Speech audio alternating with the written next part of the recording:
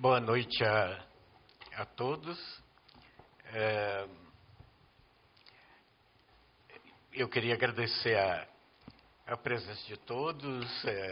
Hoje é uma noite especial para a Academia Mineira de Letras. Nós estamos recebendo o professor Frederic Gross, que vem para falar de coisas atualíssimas, né? Relacionadas com o mundo da forma como ele se configura hoje. Eu queria então dar as boas-vindas e passar imediatamente a palavra para o nosso conferencista. Merci beaucoup. Je voulais vous remercier d'abord pour votre présence, vous remercier pour votre invitation et commencer par m'excuser de ne pas parler votre si belle langue. Mais je crois qu'heureusement, je dispose d'une traductrice exceptionnelle. Boa noite a todos. O professor está agradecendo muito pela presença de vocês e pelo convite que foi feito a ele. E ele está se desculpando que, infelizmente, ele não fala português, mas ele acha que ele vai ter o apoio de uma tradutora muito boa. Excepcional. Não, excepcional, ele falou. Eu não quis dizer porque eu sou uma pessoa muito tímida, sabe? Je suis timide, ça me fait de grands compliments comme ça. Donc, je vais vous parler d'un thème qui est un thème central de la philosophie, de la pensée politique et aussi de la pensée morale, qui est le thème de la liberté. E eu vou falar hoje de um tema central da filosofia, que é também um tema importante no pensamento político e social, que é a liberdade. Alors, comme il n'est pas possible de parler de la liberté en une heure, j'ai essayé de resserrer un petit peu le sujet et de poser le problème de la liberté en rapport avec l'obéissance et la désobéissance. Como não é possível falar de um tema tão vasto que é a liberdade em uma hora, e eu vou tentar centrar esse tema em relação à obediência e desobediência. Voilà. Avec un premier chemin de pensée, une première interrogation que nous pouvons partager ensemble, et qui serait: est-ce qu'il est plus facile d'obéir ou plus facile de désobéir? Est-ce qu'il est plus difficile d'obéir ou plus difficile de désobéir? E com uma primeira pergunta que eu quero compartilhar com vocês, será que é mais fácil obedecer ou desobedecer, ou é mais difícil obedecer ou desobedecer? Alors, je vais commencer par une première expérience de pensée qui serait: nous allons essayer de comprendre ensemble pourquoi est-ce qu'il est difficile d'obéir. E com uma primeira experiência para pensar, nós vamos tentar entender juntos por que é difícil obedecer. L'idée qu'il y a derrière, c'est l'idée que la liberté est un apprentissage et que cet apprentissage doit passer par l'obéissance. E com a ideia que a liberdade é uma aprendizagem e que a gente tem que tentar aprender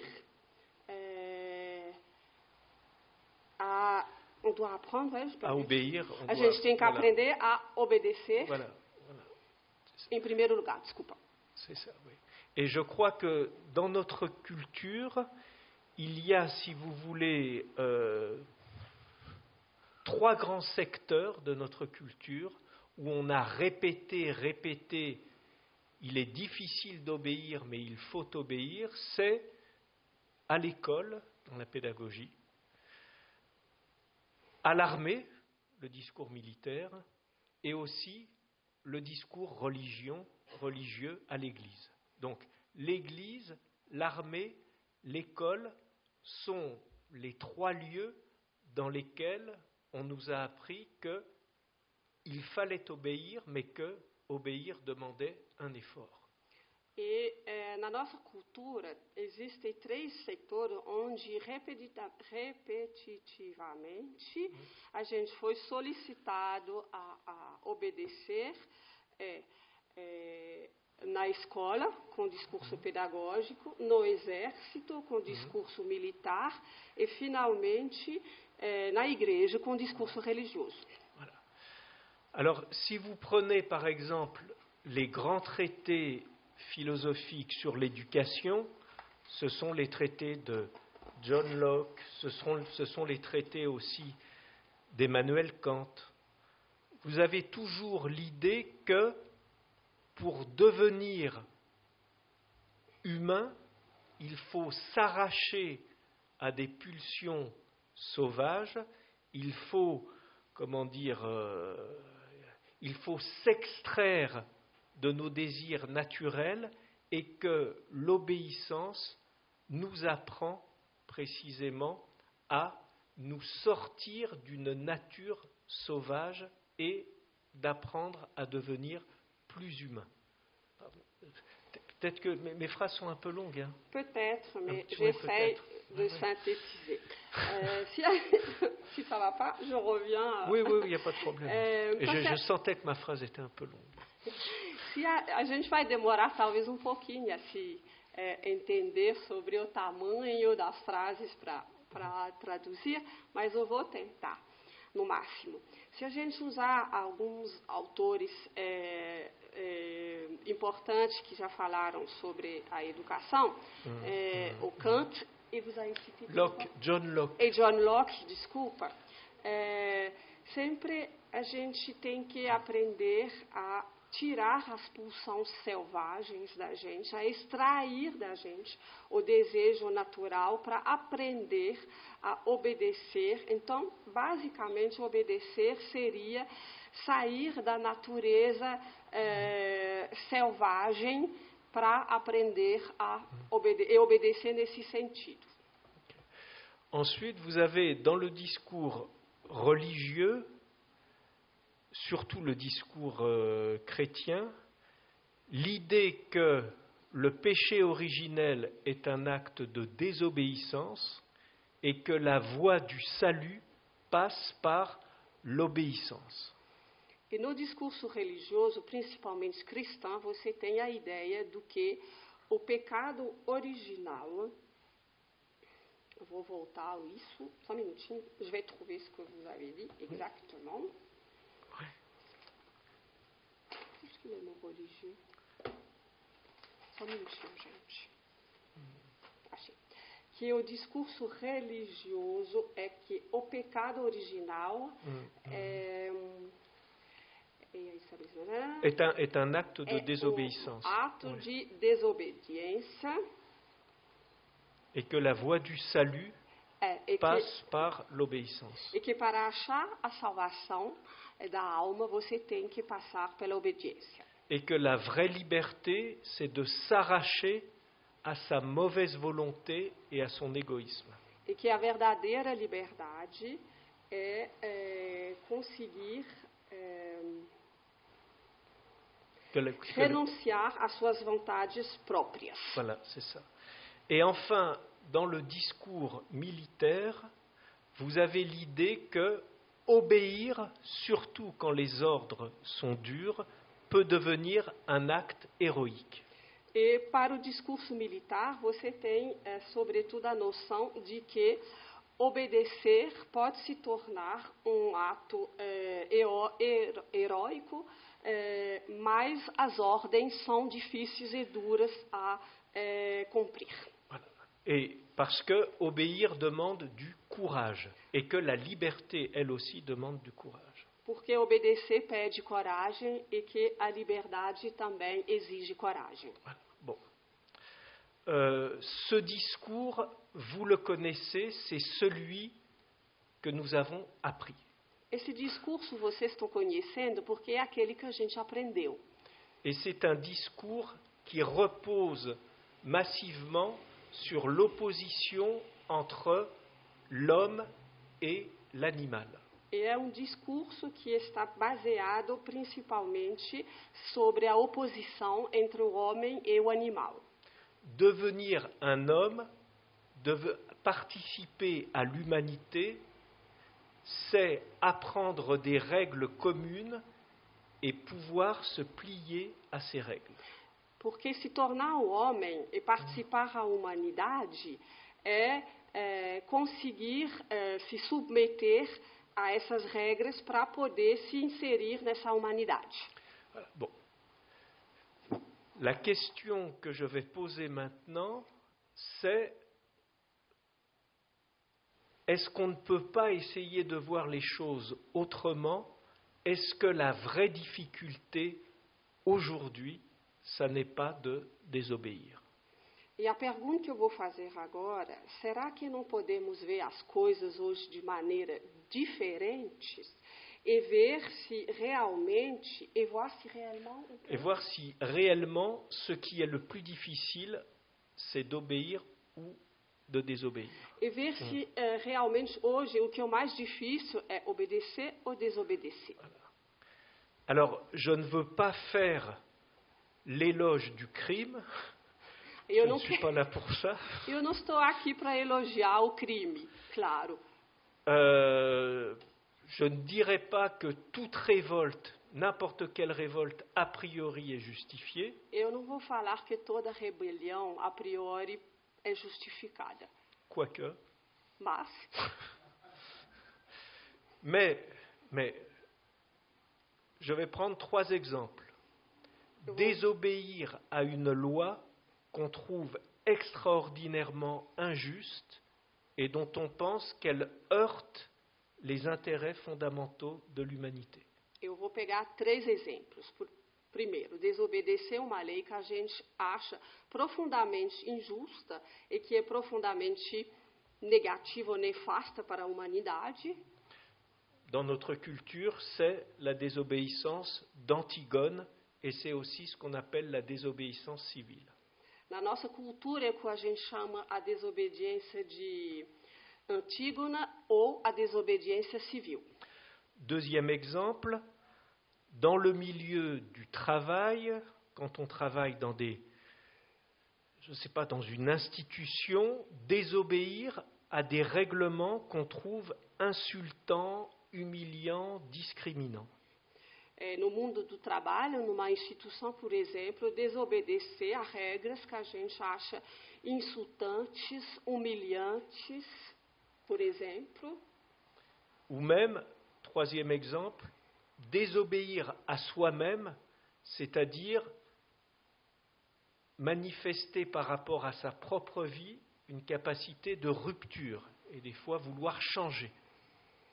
E terceiro exemplo, desobedecer a si mesmo, a sua própria vida, querer mudar.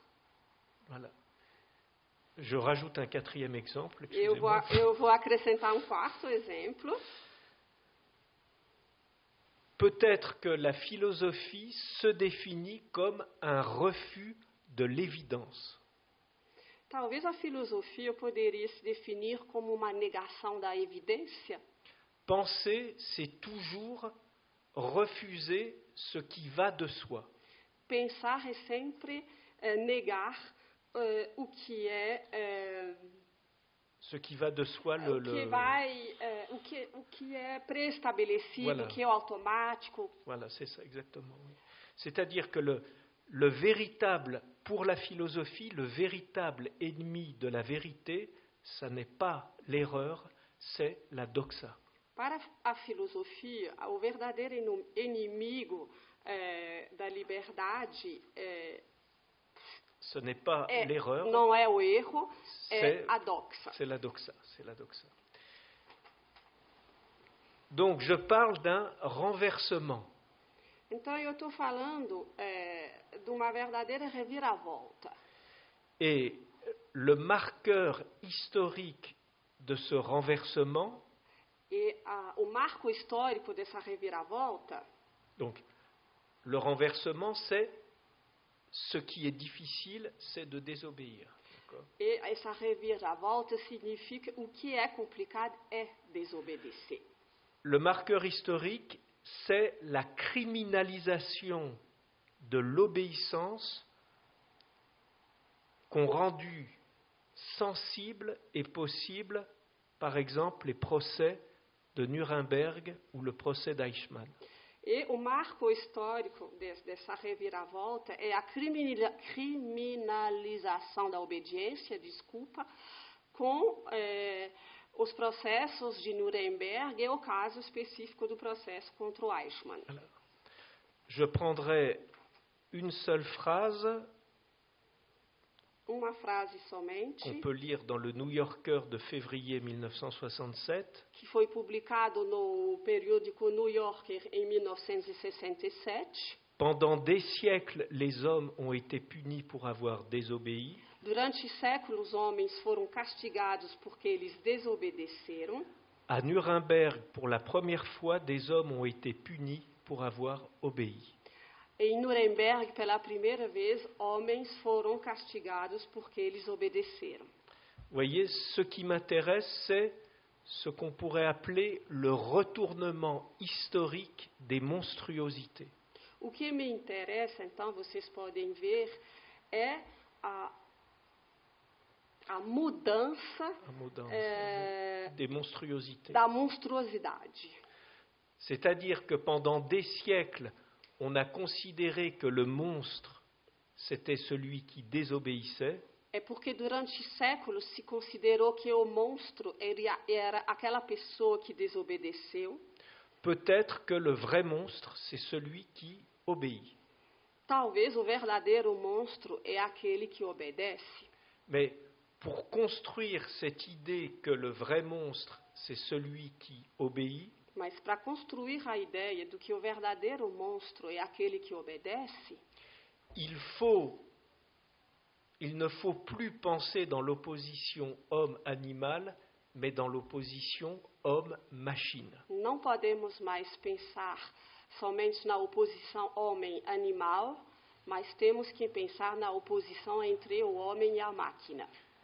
Si l'obéissance est une obéissance mécanique, automatique, alors désobéir, c'est faire preuve d'humanité. Se a obediência é somente uma questão automática, uma questão de máquina, então desobedecer é fazer prova de humanidade. Voilà. C'est-à-dire que la critique philosophique de l'obéissance Isso quer dizer que a crítica filosófica da obediência est une critique de l'absence de pensée et même de l'absence d'imagination. é uma crítica da ausência de pensamento e da ausência de imaginação. J'obéis sans penser à ce que je fais, Eu obedeço sem pensar no que eu estou fazendo. simplement j'obéis parce qu'on m'a demandé de le faire, Eu obedeço porque me foi pedido obedecer, me foi pedido fazer isso. et j'obéis sans imaginer même les actes de mon obéissance. E eu estou obedecendo até sem pensar nos atos que eu estou fazendo. Donc, mon problème maintenant, c'est ce qui est difficile, c'est de désobéir. Então, meu problema agora é que é difícil desobedecer. Pourquoi est-ce que désobéir, c'est difficile? Je répondrai, ce qui rend la désobéissance difficile, c'est la peur. Por que então desobedecer é difícil? Eu vou responder então, é por causa do medo. Et je vais dresser devant vous les 4 murs de la peur de désobéir. Eu vou falar para você quais são as 4 paredes do medo. Et évidemment, il y aura un 5e mur qui sera le plus haut. E claro que vai ter uma quinta parede que vai ser a mais importante no final. Le premier mur de la peur, vous le connaissez, nous le connaissons tous, ce qui nous empêche de désobéir, évidemment, c'est la peur de la sanction. claro que a primeira parede, o primeiro obstáculo mais conhecido é o medo do castigo, da sanção. Vous le savez tous, désobéir a un certain coût. Vocês todos sabem que desobedecer tem um certo custo. C'est-à-dire que on peut, alors même qu'on voudrait désobéir, Isso significa que, mesmo querendo desobedecer, on ne parvient pas à désobéir parce qu'on trouve que le coût à payer serait trop lourd. não conseguimos desobedecer porque o custo é muito alto, seria muito alto. C'est la situation classique de ce dispositif d'obéissance qu'on appelle la soumission. É a situação clássica desse dispositivo de desobediência que se chama a submissão. Être soumis, cela signifie obéir Se submeter significa obedecer, parce qu'on ne peut pas désobéir. porque a gente não pode desobedecer. Parce que le rapport de force est trop disproportionné. Porque a relação de forças é desproporcionada demais.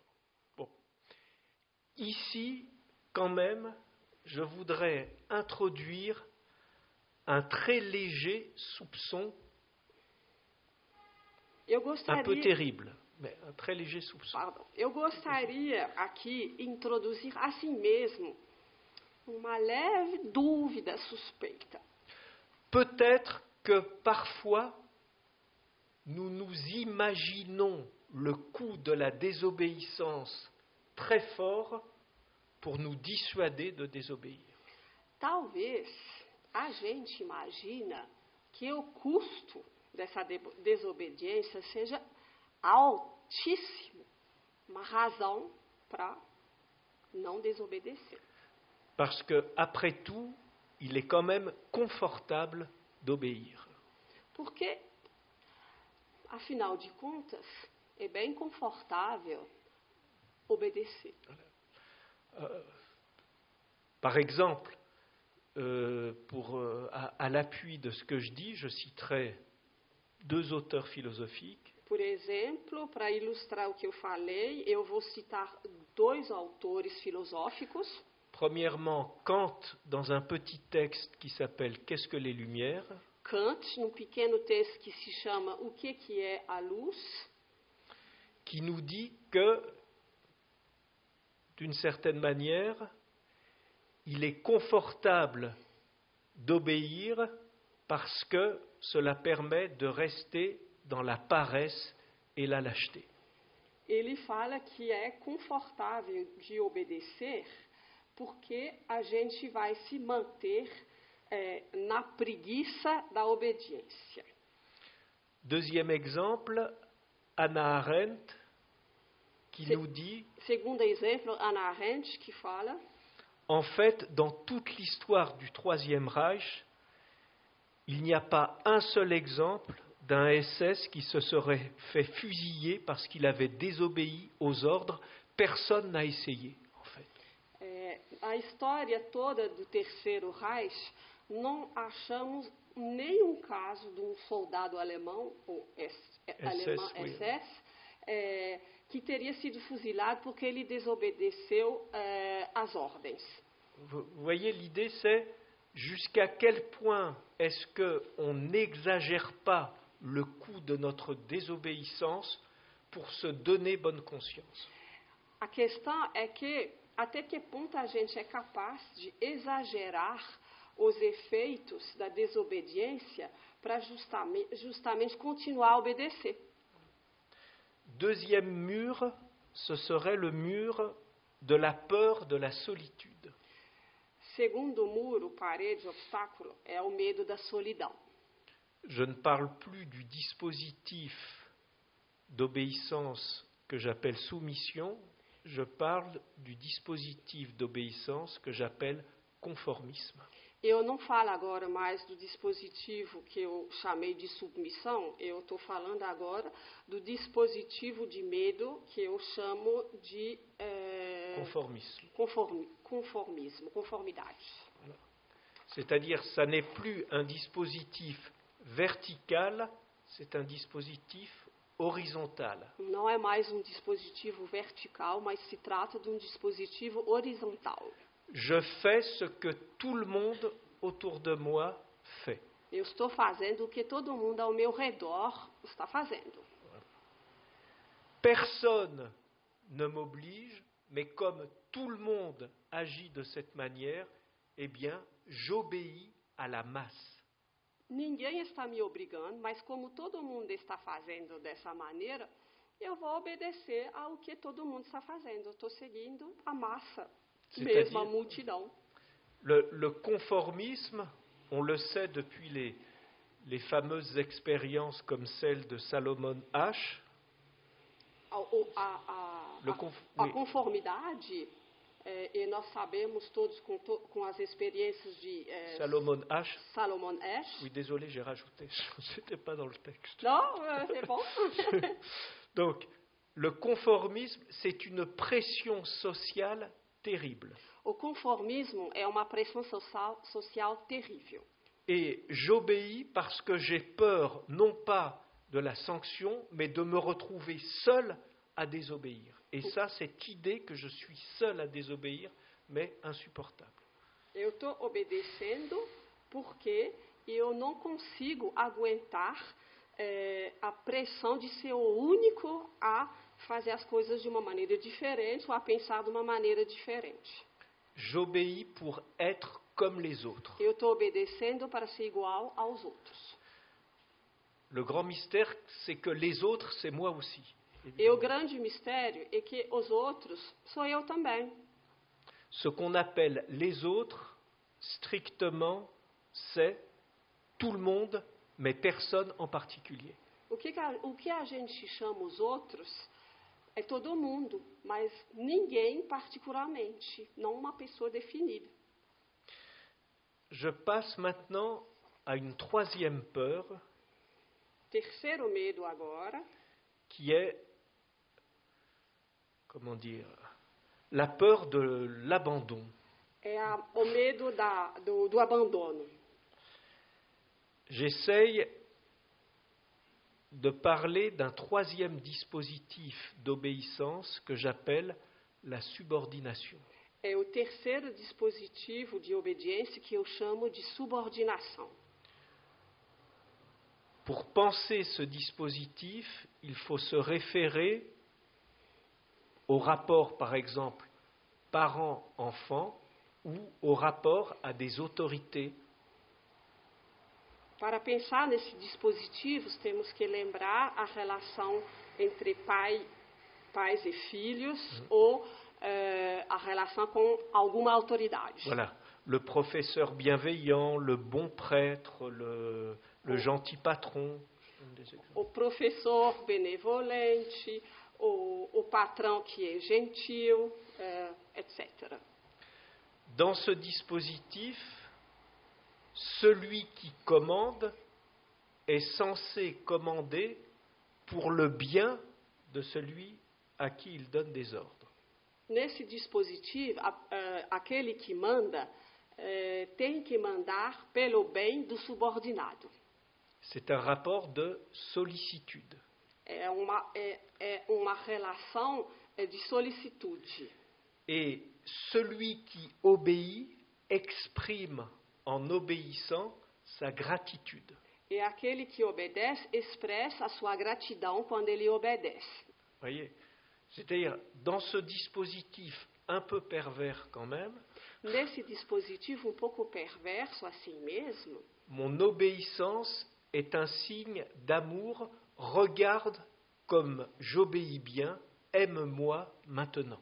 minha obediência é uma demonstração do meu amor. Olha como que eu estou obedecendo. Me ama, por favor, de tanto que eu estou obedecendo bem. C'est la troisième peur, ça n'est plus la peur de la sanction, ça n'est pas la peur de la solitude, c'est la peur de décevoir. É o terceiro medo. Não é mais o medo do castigo. Et la deuxième, C'est la, le deuxième. oui, c'est pas la peur de la solitude, c'est pas la peur de la sanction, c'est la peur de décevoir, la peur de ne plus être aimé. Decepção. Não é o terceiro medo, não é o medo do castigo e da solidão, é o medo da decepção, o medo de não ser amado. Vous avez un quatrième mur. Você tem uma quarta parede, quarto medo. Voilà. Je vais aller un peu vite sur ce mur. Eu vou falar um pouco mais rápido sobre esse medo. Qui serait simplement la peur du changement. Que seria simplesmente o medo da mudança. C'est-à-dire que l'obéissance est une manière aussi d'aimer la continuité. A obediência também é uma maneira de gostar da continuidade. On obéit parce que on a toujours fait comme ça. A gente obedece porque sempre fizemos assim. Et que la peur panique, c'est celle du changement. E que o medo, o pânico, é a mudança. Voilà.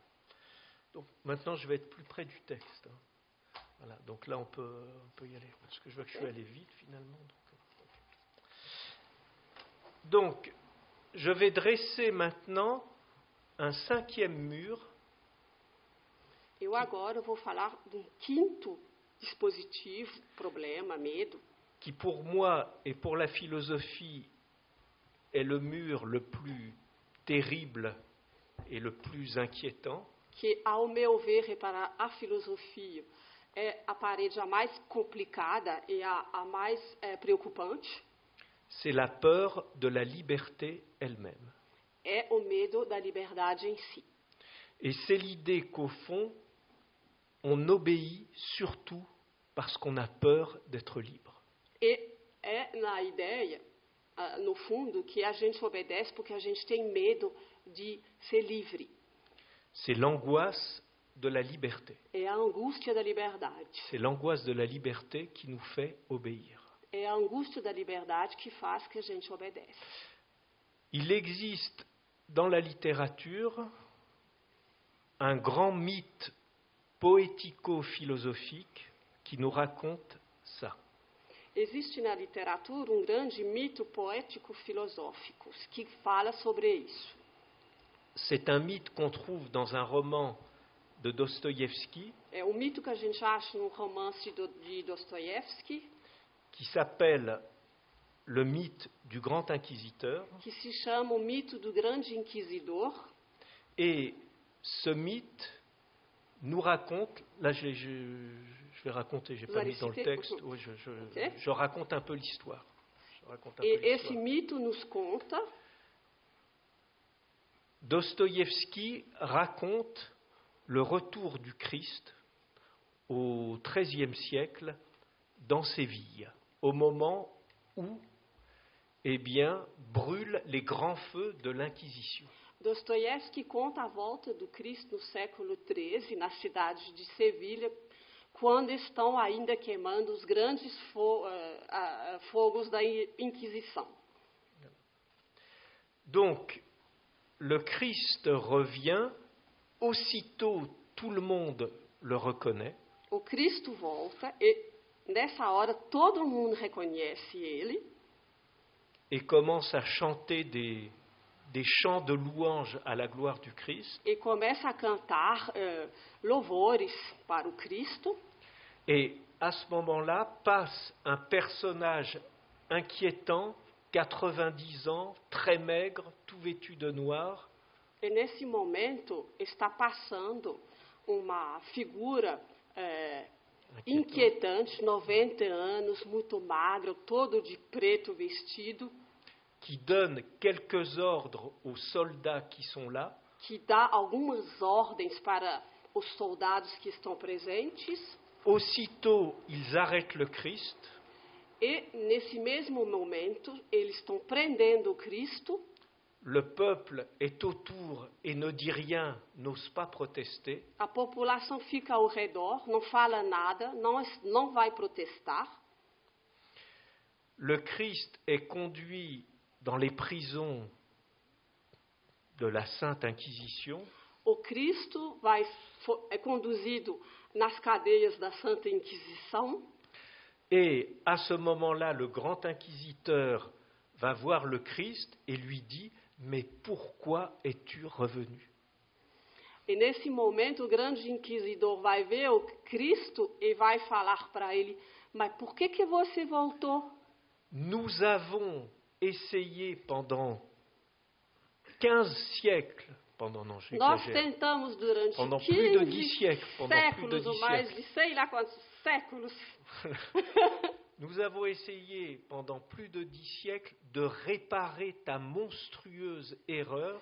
Nós tentamos durante mais de 10 séculos consertar seu grande erro, esse erro monstruoso que você fez. Pour réparer cette erreur, nous avons dû construire l'Église catholique. Et para, pour réparer ton erreur, nous avons dû construire l'Église catholique. E para tentar resolver esse erro, a gente teve que construir a Igreja Católica. Et maintenant, tu reviens et tu risques de tout gâcher. E agora você voltou e você vai estragar tudo? Quelle a été cette erreur du Christ? Qual foi esse erro do Cristo? Le grand inquisiteur la raconte en prenant l'épisode fameux des 3 tentations du Christ. E o grande inquisidor conta esse erro usando o famoso episódio das 3 tentações. Voilà, la tentation du pain, la tentation du miracle, do pão, do milagre, et la tentation de la tyrannie. E a tentação da tirania. Et il interprète ces tentations, le grand inquisiteur, E o grande inquisidor interpreta essas tentações en lui disant « Tu as donné aux hommes la liberté, c'était le pire cadeau que tu pouvais leur faire. » Falando para o Cristo, você deu para os homens o maior presente, que é a liberdade, mas foi também seu maior erro. Parce que la liberté, personne n'en veut, elle est bien trop lourde à porter. Porque da liberdade ninguém quer, porque ela é muito pesado para carregar. C'est un vertige insupportable à supporter. Um vertigem insuportável para aguentar. Et c'est pour ça que nous avons construit l'Église. E é por isso que a gente construiu a igreja. Afin de dire aux hommes ce qu'il fallait faire et ce qu'il fallait penser. Para dizer aos homens o que eles tinham que fazer e o que eles tinham que pensar. Et ils nous ont remerciés en remettant à nos pieds cette liberté dont ils ne voulaient pas. Eles nos agradeceram, nos dando essa liberdade de volta que eles não queriam. C'est un texte absolument terrible. É texto absolutamente terrível. C'est un texte qui a fasciné tous les philosophes politiques du XXe siècle. É texto que fascinou todos os filósofos políticos do século XX. Qui ont même tenté d'y voir une grille de lecture du totalitarisme. Que até tentaram ver através dele uma grade de leitura do totalitarismo. Et c'est un texte qui en finit, qui tente de détruire l'illusion selon laquelle la liberté serait le bien le plus précieux pour l'homme.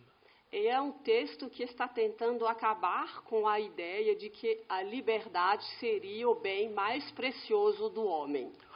Et ce que fait l'inquisiteur, e o que faz o inquisidor, c'est de montrer qu'être réellement libre, é de mostrar que ser realmente livre, c'est être responsable, é ser responsável, qui est prêt à porter le poids de ses décisions. E quem está pronto para carregar o peso das decisões próprias. Très peu de monde.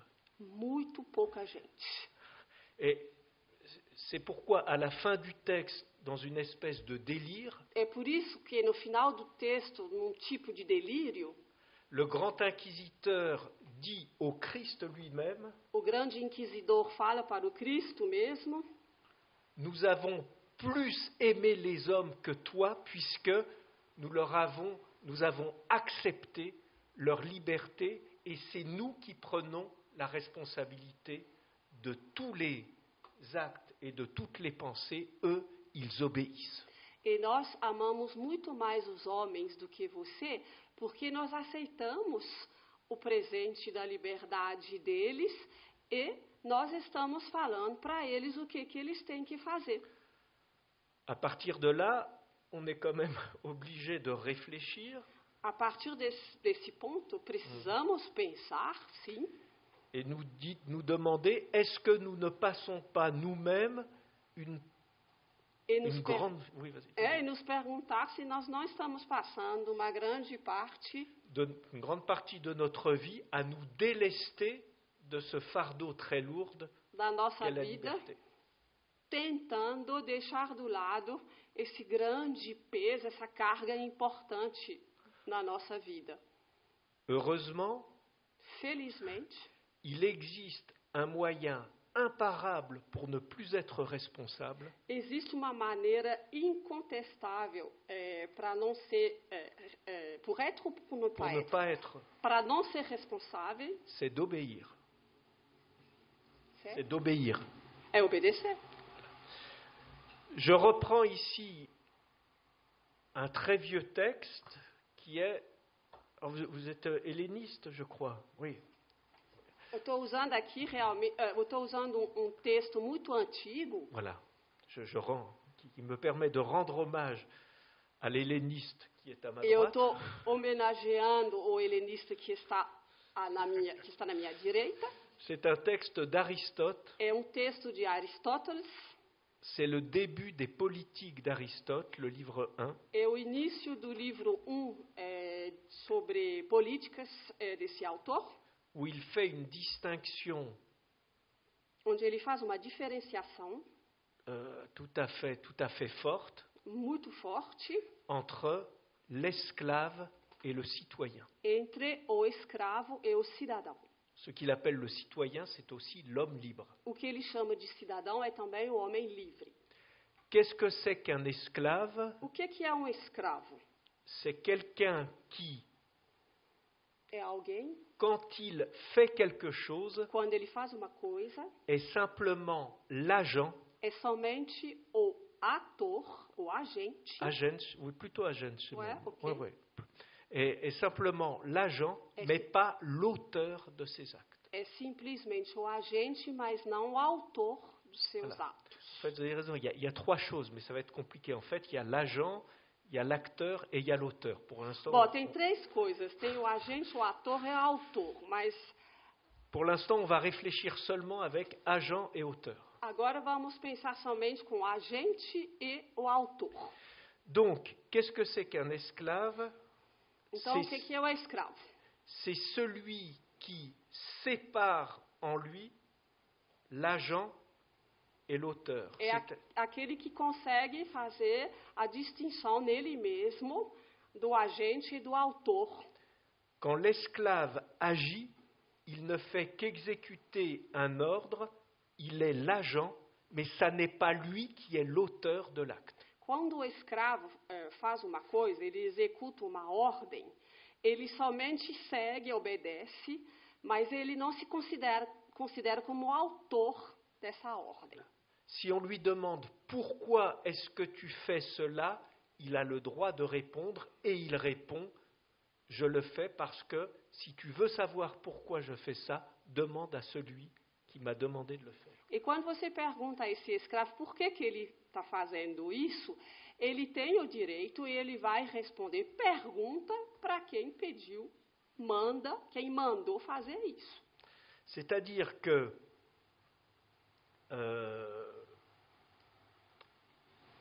l'obéissance me fait rentrer dans un régime de déresponsabilité. Isso significa que a obediência faz que ele entre num regime de desresponsabilização. Et la déresponsabilité, c'est le fait de se réduire soi-même à un pur exécutant. E a desresponsabilização é o fato de você se reduzir ao estado de simples executante.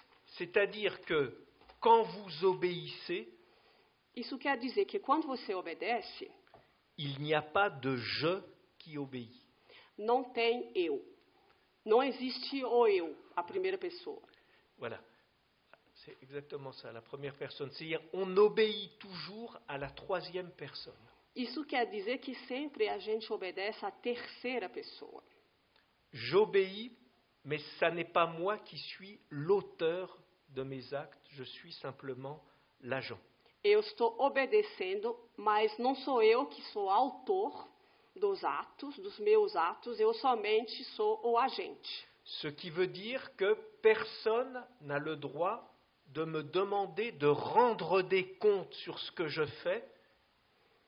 Isso quer dizer que ninguém pode me pedir contas sobre o que eu estou fazendo.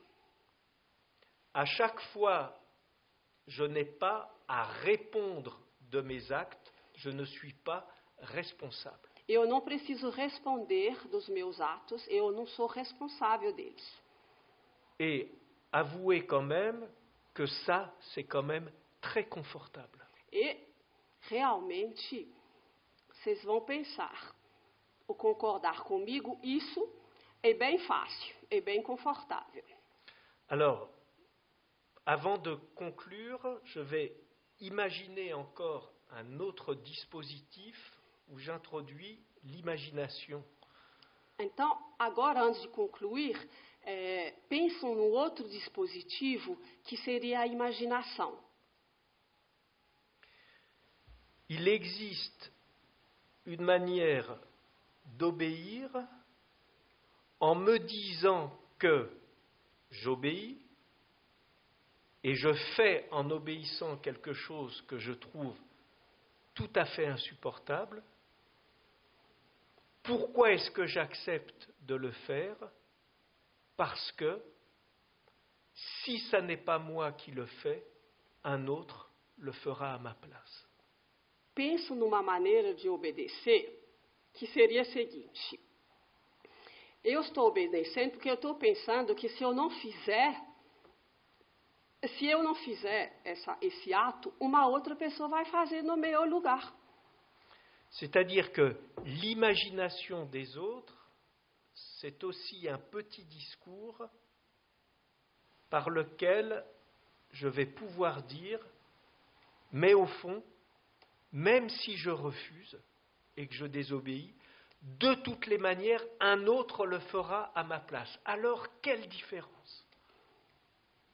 É que pensa assim, que a imaginação dos outros é um discurso com o qual eu vou poder falar para mim mesmo, mas no fundo, se eu não fizer isso, de qualquer maneira, uma outra pessoa vai fazer isso no meu lugar.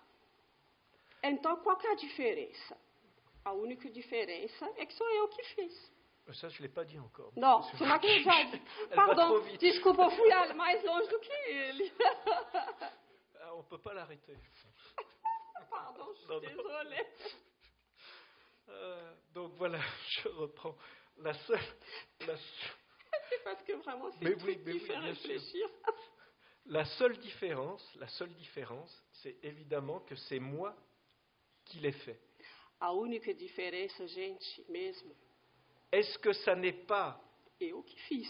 cette différence qui fait toute la différence? E será que não é essa diferença que vai fazer toda a diferença?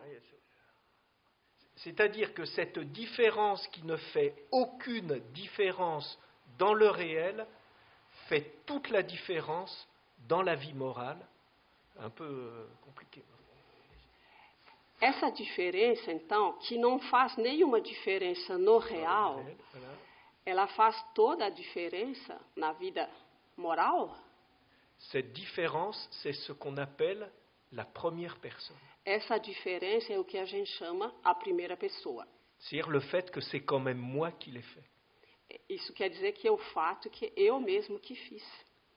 Je vais prendre un exemple très, comment dire, très symbolique et en même temps très terrible. Eu vou usar um exemplo agora muito simbólico e bem terrível. C'est l'exemple, peut-être vous en avez entendu parler, É o exemplo de que talvez vocês ouviram falar de l'homme qui a effectué le vol de reconnaissance au-dessus d'Hiroshima é o homem que realizou o voo de reconhecimento em cima de Hiroshima pour pouvoir apprécier la couche nuageuse et savoir s'il était possible de lancer la bombe sur Hiroshima. para poder calcular qual que era, como que era a camada de nuvens em cima de Hiroshima e se era possível largar a bomba em cima da cidade. Cet homme a effectué ce vol de reconnaissance. Esse homem fez esse voo de reconhecimento. C'est lui qui, en communiquant avec sa base, a dit « c'est bon les gars, vous pouvez y aller », c'est-à-dire c'est lui qui a donné, comment dire, l'ordre, en tout cas la consigne qu'on pouvait bombarder. E ele que deu, se vocês quiserem, a ordem ou a instrução de que era possível bombardear a cidade. Cet homme s'appelait Isserli.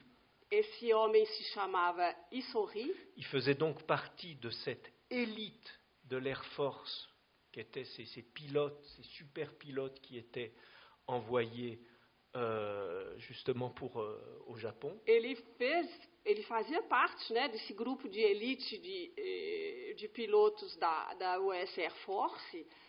Et il est évident que s'il avait refusé de faire ce vol de reconnaissance, un autre aurait fait le vol.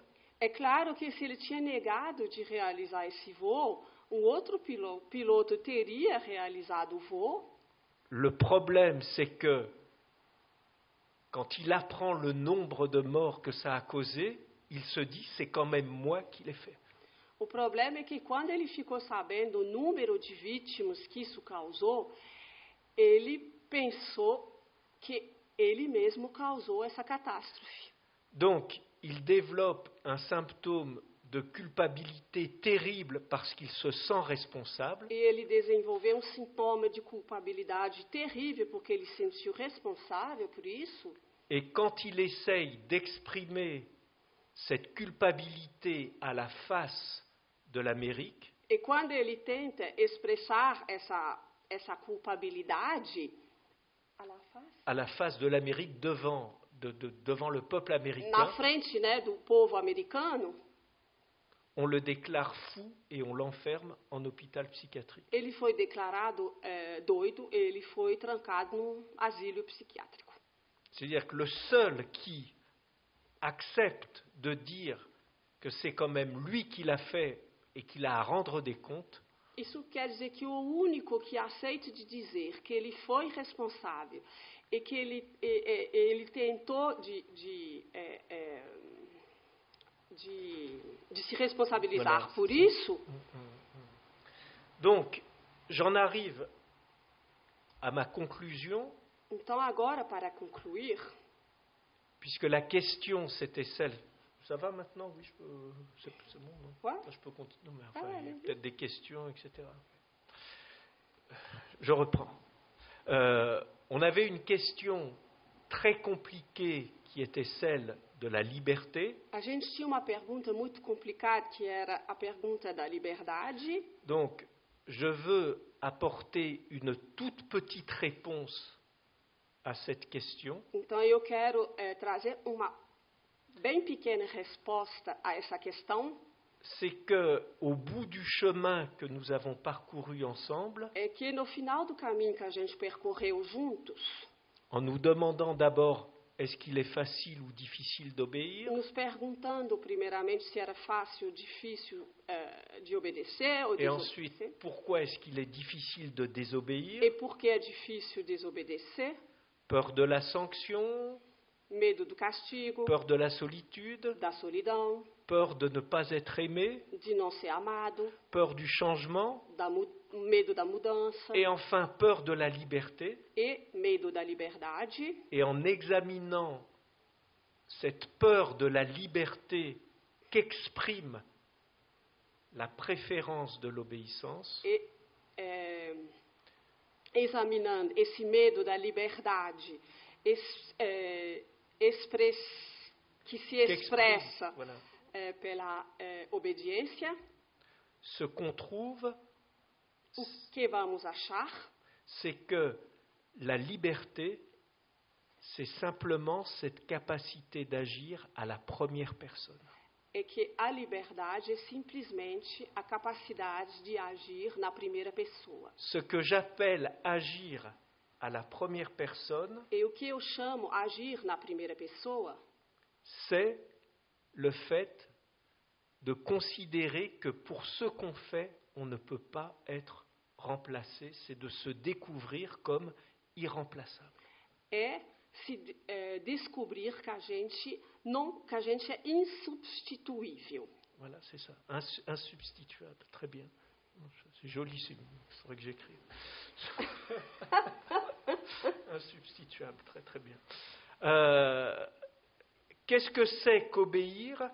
C'est se placer dans une situation où, par excellence, ce que je fais, un autre peut le faire à ma place. O que é Qu'est-ce que c'est qu'obéir? obedecer? É se colocar numa situação onde a gente pensa que um outro pode fazer o ato no lugar da gente. Personne ne pourra être libre à votre place.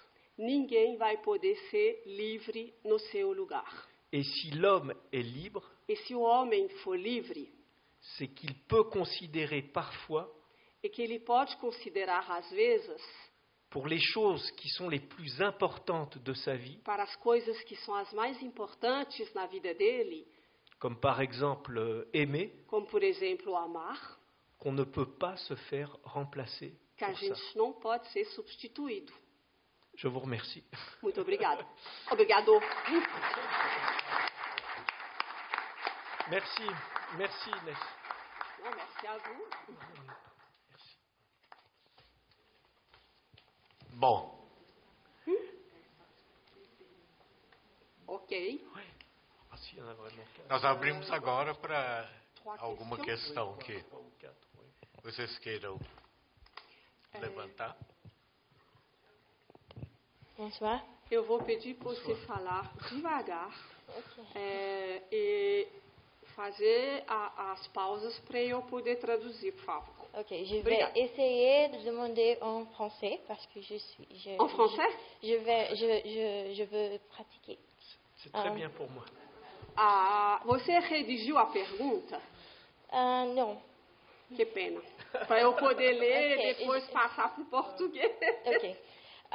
Vous avez utilisé deux mots différents pendant la présentation. Culpabilité et responsabilité. E eu não estou te ouvindo bem com esse microfone. Você Ok. pode chegar mais perto? je peux répéter comme ça. Ok. Vous Ah, avez d'accord. utilisé deux mots différents pendant la présentation. Utiliser deux mots différents, responsabilité et culpabilité. Culpabilité. Est-ce qu'il y a une différence? Est-ce qu'il y a une différence? Há uma diferença entre responsabilidade e culpabilidade.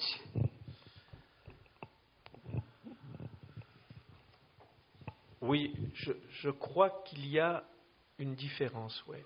Sim, eu acho que há uma diferença.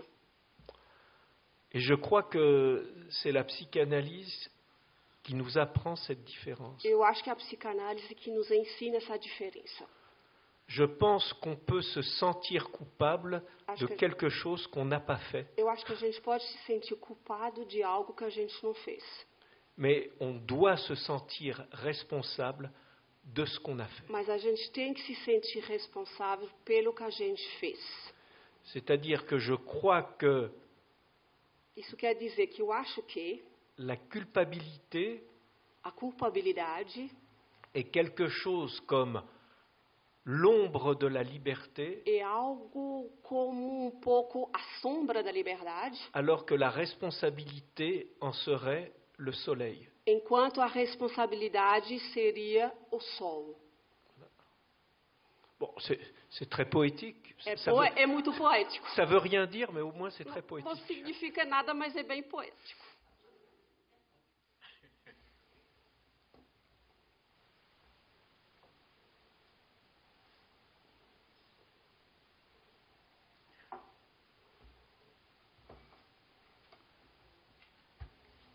Mais alguma coisa? Ah, Fala mais alto e bem perto do microfone, por favor. Bonsoir, je pense que je vais pratiquer aussi. Ok. Professeur, est-ce que vous pensez que la liberté, c'est un acte de volonté? Será que o ato de liberdade La liberté, c'est un acte de la volonté? Est-ce que c'est un acte de la volonté? Será que a liberdade é um ato da vontade? Oui, je crois que je dirais que c'est un acte de volonté à la première personne, oui. Sim, eu acho que é um ato de vontade na primeira pessoa. Oui, oui, oui. Sim. Je crois. Ce qu'il y a d'important, je trouve, O que eu acho que é o que eu acho importante? ce que fait apparaître le problème de l'obéissance et de la désobéissance, O que faz aparecer o problema da obediência e da desobediência c'est que la liberté é que a liberdade n'est pas seulement le fait não é somente o fato d'une multiplication des options possibles. de uma multiplicação das possíveis opções. Voilà. Comment dire, Como falar? la fausse idée qu'on peut se faire de la liberté, A falsa ideia que a gente pode ter da liberdade c'est de considérer que plus on a de choix, é de considerar que mais escolhas a gente tem, plus on est libre. mais livre a gente é. Ça n'est pas complètement faux, évidemment, Desculpe, não é totalmente errado, claro, mais c'est une définition pour moi un peu superficielle de la liberté. mas é, ao meu ver, uma definição um pouco superficial da liberdade. La vraie liberté, c'est précisément celle A verdadeira liberdade é precisamente aquela qui prend son point de gravité dans la responsabilité. que encontra o seu ponto de gravidade na responsabilidade. Et c'est pour ça que je suis assez sensible à une série d'auteurs, comme par exemple Kierkegaard, mais il y en a d'autres, É por isso que eu estou bastante sensível a alguns autores como Kierkegaard e outros, qui considèrent que la liberté, ça fait quand même très peur. que consideram que a liberdade dá muito medo. Et qu'il existe une angoisse de la liberté et que c'est peut-être dans l'angoisse qu'on se sent vraiment, et que c'est peut-être l'angoisse qui est un signe qui nous permet de... Non, ça ne va pas cette phrase.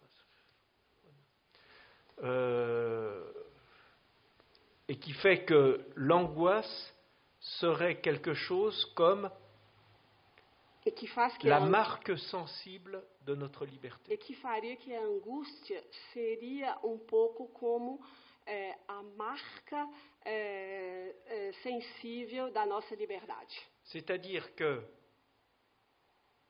au moment de faire quelque chose, être saisi par l'angoisse de qu'est-ce que je vais faire, seria como se, no momento de fazer uma coisa, você pensaria assim: o que eu vou fazer agora?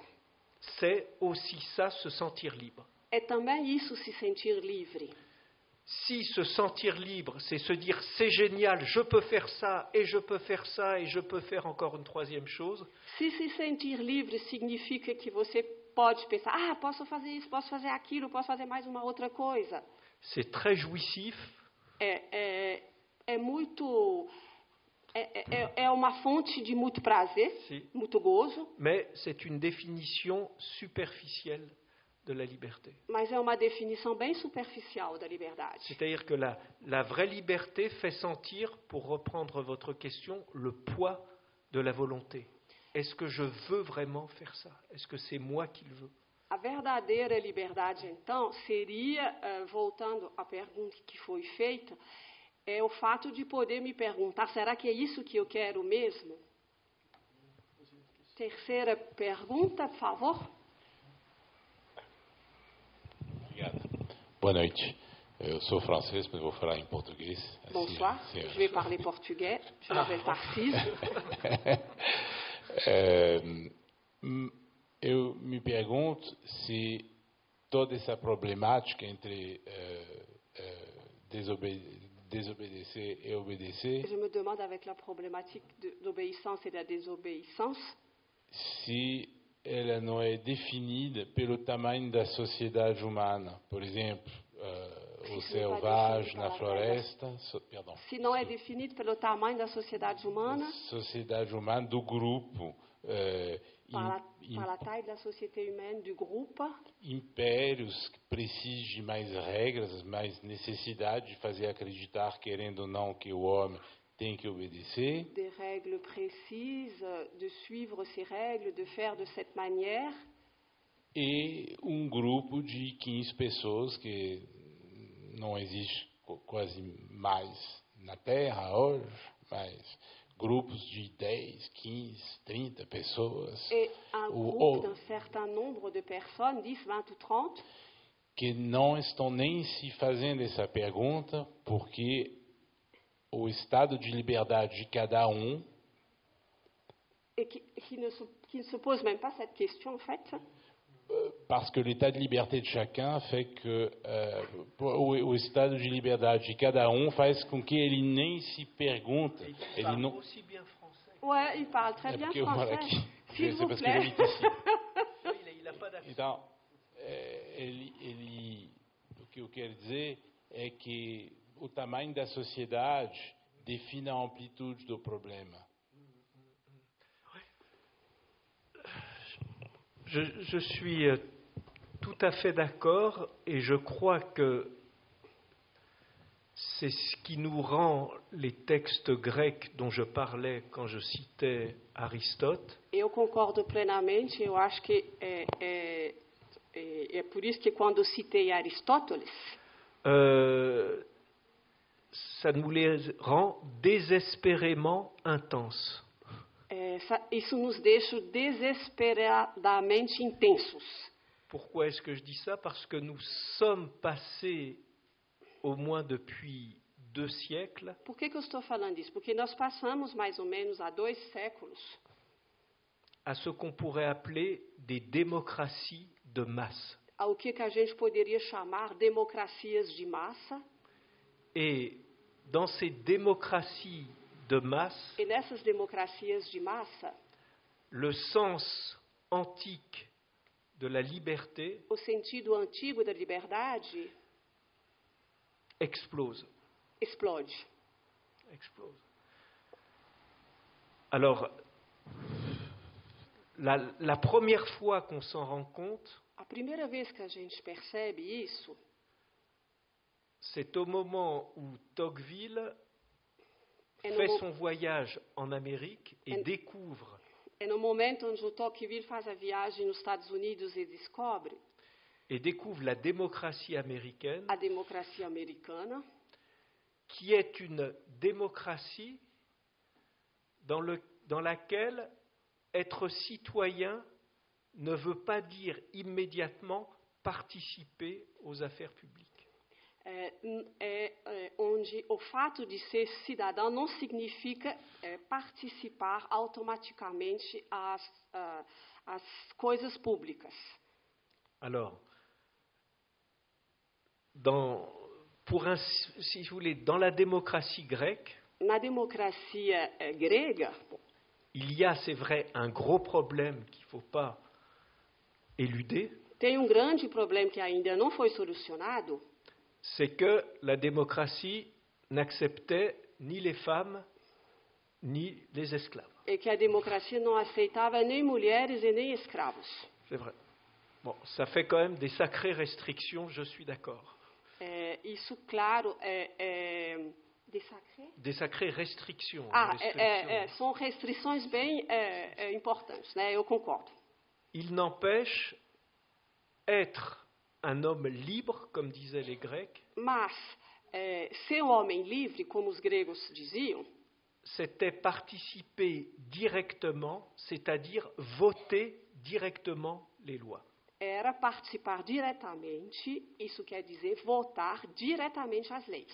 C'était une démocratie directe Era uma democracia direta et qui, en plus, reposait sur un principe qui peut nous sembler aujourd'hui tout à fait aberrant, mais vous pourriez en parler mieux que moi, je pense. e que se baseava num princípio que pode parecer totalmente absurdo hoje. J'avais oublié que j'étais à côté de la pour ça fait rien. Donc, c'est le principe du tirage au sort É o princípio do sorteio des principales magistratures. Dos principais magistrados. C'est-à-dire qu'on considérait que les postes de responsabilité Isso quer dizer que se considerava que os postos de responsabilidade, os cargos, desculpe, de responsabilidade, a priori, n'importe qui pouvait les occuper. a priori qualquer poderia ocupá-los.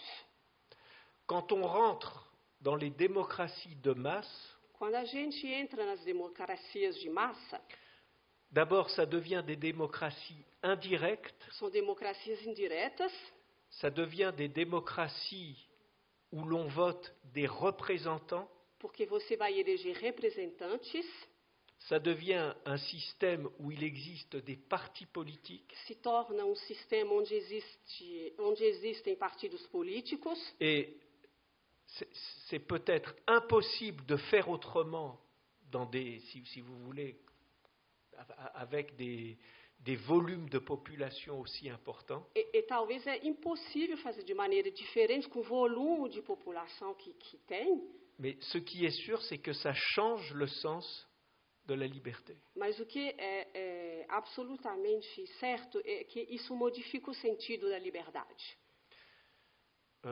Voilà. En tout cas, merci pour votre... et le deuxième passage de la démocratie de masse, E a segunda passagem da democracia de massa c'est, si vous voulez, le passage aussi à l'industrialisation de masse, é a passagem à industrialização de massa também, où les comportements sont de plus en plus normalisés comme les marchandises elles-mêmes sont standardisées. onde os comportamentos são a cada vez mais normalizados, como as mercadorias são padronizadas. Et à ce moment-là, ça a été repéré par les Américains dès les années 20, E nesse momento foi identificado pelos americanos a partir dos anos de 1920, par exemple par quelqu'un qui s'appelait Lippmann, Walter Lippmann. por exemplo, por alguém que chamava Walter Lippmann. Lippmann, L-I-P-M-A-2-N. Lippmann, Lippmann, L-I-P-M-A-N, qui annonce que dans ces nouvelles démocraties de masse, que falou que nas novas democracias de massa il va falloir fabriquer le consentement. vai ter que fabricar o consentimento. Voilà. Et ça, c'est, si vous voulez, c'est notre, c'est l'apparition à ce moment-là des puissances médiatiques, c'est-à-dire de la fabrication et de la publicité en même temps. Les médias et la publicité vont agir comme une fabrication du consentement des sujets politiques. E vai ser o momento da aparição da mídia e da propaganda, e a mídia e a propagando, vão agir para fabricar o consentimento. Merci en tout cas pour la Muito question. obrigado. Il y avait peut-être une dernière. Mais uma pergunta? Oui. j'accepte. Sim, sim. Ouais. Mais la dernière. hein. A última. Non, il n'y a plus de micro. Ils ont rangé le micro Ah oui. sans consentement. Oui. Sans notre consentement. Ah si, il y a là le micro. Ah, mais c'est lui. Ok. Boa noite. Bonsoir. Eu sou francês também, mas vou falar em português. Bom, eu estava com uma outra pergunta, porque eu estava pensando mais o que você falou, se a liberdade era uma vontade. Eu estava pensando em Spinoza, as leis de causalidade, esse tipo de coisa. Mas agora eu estou pensando, porque você está falando de democracia, eu estou pensando em uma outra coisa. Você falou das paredes do medo. E então vou dar um eco ao que está acontecendo atualmente na França. Você não fala de integridade física das pessoas quando elas estão buscando liberdade. Je peux répéter en français? Je peux répéter en français? Oui. Parce que vous parliez en fait des grands murs de la peur. De la peur, oui. Donc, ah oui, il y a le mur de la sécurité. Você falava da grande parede do medo. Você não esqueceu de fazer corte, aí eu não consegui te seguir. Desculpa. Eu falei rápido. E também falou rápido. Bon, alors je vais parler en français. Je peux? Dá umas pausas para eu poder passar para o público. Obrigada. Je repensais en fait au grand mur de la peur dont vous avez parlé. Et en fait, là, comme vous parliez des grandes démocraties, des formes de démocratie, du coup, ça m'a donné... Então, eu estava pensando na grande parede do medo que você falou e sobre a questão das democracias de massa. Ça m'a fait écho, en fait, à tout ce qui est en train de se passer en France. Je ne sais pas si on le voit dans le journal ici au Brésil. Eu acabei de fazer a relação com tudo que está acontecendo na França agora. Et vous n'avez pas parlé pour l'octroi de la liberté, de l'intégrité physique des personnes. E você não citou para a questão da liberdade, a questão da integridade física. C'est vrai. Vous avez raison. É verdade, você está certo. Après, si vous voulez, dans la pédagogie, j'avais déjà un pentagone, j'avais déjà 5 murs. Se você quiser, na pedagogia eu já tinha 5 pontos. Je voulais pas en rajouter un sixième. Eu não queria ainda acrescentar mais um. Mais bon, vous avez tout à fait raison qu'il existe un sixième mur. Mas você está certo que existe uma sexta parede, um sexto muro. Qui en plus a été édifié par un philosophe politique qui est peut-être un des 3, 4 ou 5 penseurs politiques les plus importants de l'histoire de la pensée politique. Que foi edificado por dos filósofos políticos mais importantes do pensamento filosófico político. Et qui s'appelle Thomas Hobbes. Que se chama Thomas Hobbes. Qui donc écrit ce livre majeur qui s'appelle Le Léviathan. Que escreveu o livro mais importante, a obra dele mais importante, que chama O Leviatã. Et s'il fallait, c'est impossible, mais comme il est 20h55, je risque l'impossible, résumer ce livre en une phrase. E se a gente tivesse que resumir esse livro em uma frase, porque realmente é impossível, mas bom, vamos tentar. Je dirais que le contrat politique fondamental, eu diria que o contrato político fundamental, c'est celui par lequel chaque citoyen vend, deal à l'autorité politique sa liberté contre sa sécurité. É aquele onde cada cidadão está vendendo ou traficando sua liberdade em troca da sua segurança. Está vendendo ou traficando para as autoridades sua liberdade em troca da sua segurança.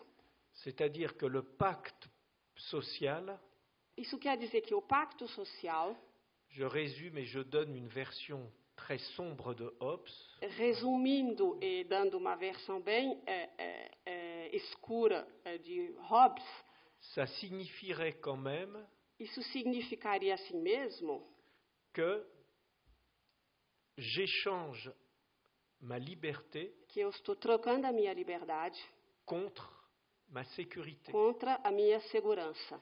Et que si l'État assure ma sécurité, je parle de ça parce que vous avez parlé vous-même d'intégrité physique, E se o Estado consegue assegurar a minha segurança, eu estou citando isso porque você falou da integridade física, à ce moment-là, je suis prêt à lui donner et à lui laisser toutes les libertés publiques même possibles.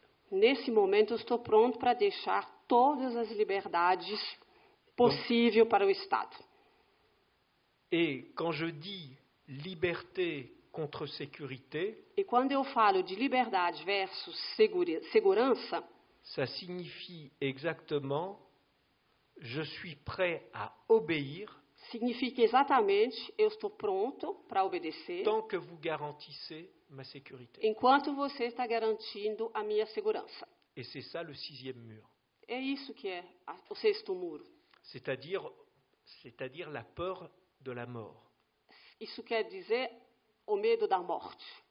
Et peut-être que ce qui explique la naissance et l'autorité de l'État pour Hobbes, c'est la peur de mourir. E talvez o que explique o nascimento de um Estado para o Hobbes é o medo de morrer. C'est parce que nous avons peur de mourir que nous acceptons le diktat de l'État. É porque nós temos medo de morrer que nós aceitamos a autoridade do Estado.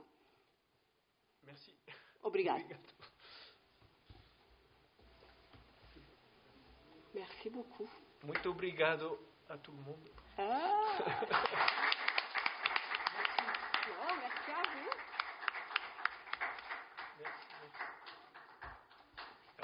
Muito obrigado.